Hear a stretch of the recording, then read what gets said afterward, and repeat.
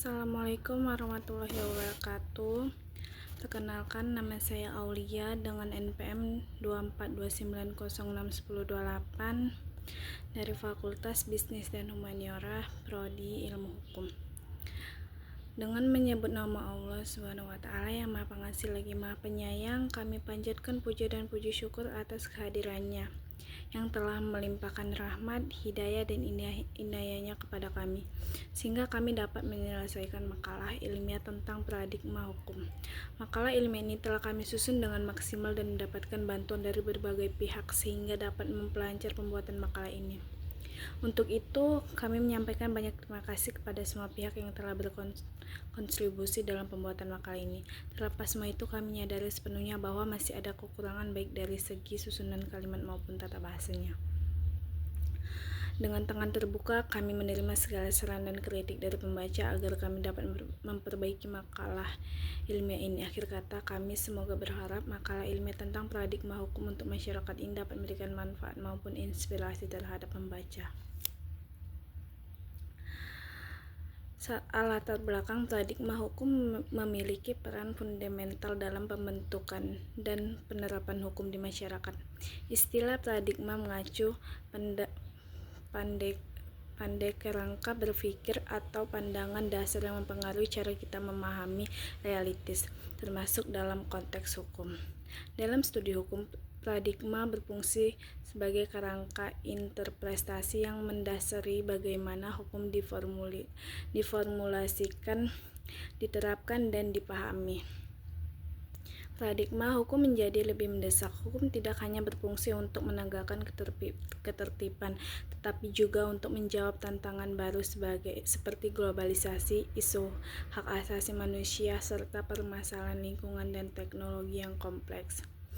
Adapun rumusan masalahnya di bawah ini merupakan rumusan masalah yang menjadi dasar pembuatan makalah.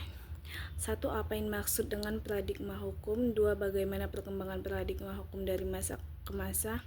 3. Apa relevansi paradigma hukum dalam praktik hukum kontemporer? Adapun tujuan penulisannya: 1. Untuk menguraikan konsep paradigma hukum. 2. Untuk mengidentifikasi perkembangan historis paradigma hukum. 3. Untuk menganalisis pentingnya paradigma hukum dalam aplikasi praktis di era modern. Baik, masuk ke pembahasan. 1. Pengertian dan konsep paradigma hukum. Paradigma hukum adalah kerangka berpikir mendasar yang menjadi dasar dalam memahami dan mengaplikasikan hukum. Dalam konteks ini, hukum tidak hanya dipahami sebagai aturan yang bersifat normatif, tetapi juga sebagai hasil dari interpretasi sosial dan filosofis. Selain sebagai kerangka pemikiran, paradigma hukum juga mencakup berbagai teori yang memberikan perspektif yang beragam mengenai bagaimana hukum seharusnya diterapkan. Misalnya, paradigma positivis cenderung melihat hukum sebagai produk formal dari negara, sementara paradigma hukum progresif menekankan pentingnya keadilan substantif dalam paradigma hukum. 2. Teori-teori utama dalam paradigma hukum. A. Paradigma positivis hukum.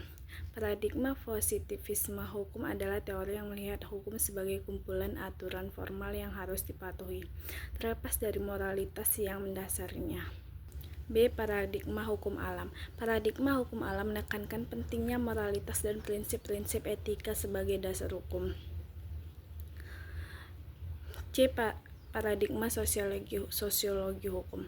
Sosiologi hukum melihat hukum sebagai refleksi dari nilai-nilai sosial yang berkembang dalam masyarakat. Paradigma ini relevan untuk mengatasi persoalan hukum yang kompleks seperti permasalahan sosial sampai ekonomi atau perbedaan budaya yang ada dalam masyarakat.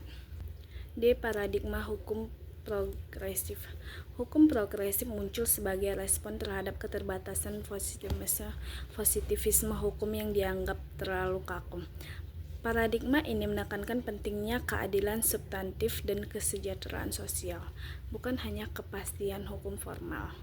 Dalam penerapannya, paradigma hukum progresif mendorong para hakim dan penegak hukum untuk mempertimbangkan kepentingan masyarakat dan keadilan substansial dalam mengambil keputusan.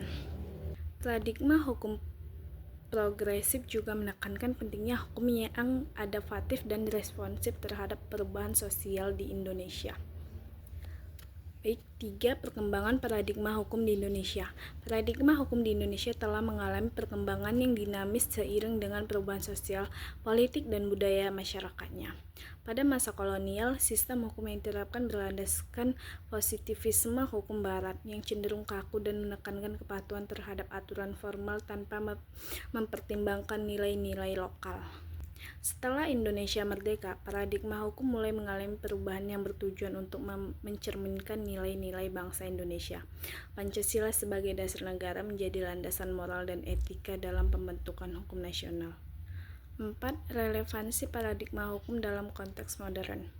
Dalam konteks hukum modern, paradigma hukum terus mengalami adaptasi agar lebih relevan dengan tantangan global dan kebutuhan masyarakat kontemporer. Hukum modern menghadapi isu-isu kompleks seperti hak asasi manusia, perubahan iklim, serta dampak perkembangan teknologi yang cepat.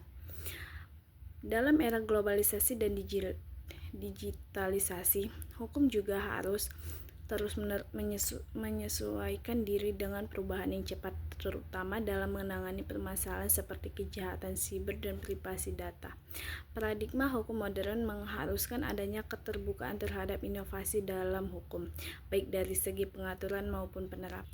5. Hukum sebagai ideologi. Menurut Karl Marx, dapat disebut sebagai sosiologi hukum pada saat mengemukakan pendapatnya mengenai pengadilan terhadap pencurian kayu di tahun 1842 sampai 1843. Ia mengatakan bahwa hukum adalah tatanan peraturan untuk kepentingan orang berpunya dalam masyarakat.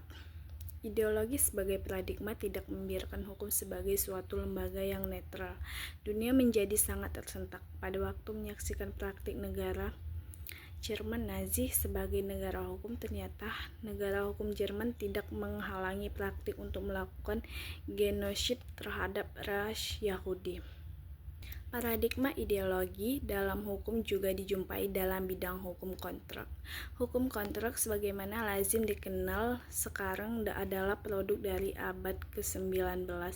Pada abad ke-18, kontrak bukan merupakan hasil dari persetujuan individual, melainkan implementasi praktis kebiasaan dan kaidah tradisional. Ideologi komunal tersebut tidak mengenal kontrak sebagai hasil suatu Baik, kesimpulan yang saya ambil dari makalah ini yaitu dengan mengetahui paradigma yang ada di belakang hukum, kita dapat memahami hukum lebih baik daripada jika kita tidak dapat mengetahuinya. Adanya paradigma hukum yang bermacam-macam. Sebagai akibatnya, maka hukum juga mengekspresiasikan bermacam-macam hal sesuai dengan perspektif dasarnya. Paradigma hukum memiliki peran fundamental dalam pembentukan dan penerapan hukum di masyarakat. Mungkin itu saja yang dapat saya presentasikan. Mohon maaf bila kata dan tata susunan bahasanya masih banyak yang kurang. Baik, Assalamualaikum warahmatullahi wabarakatuh.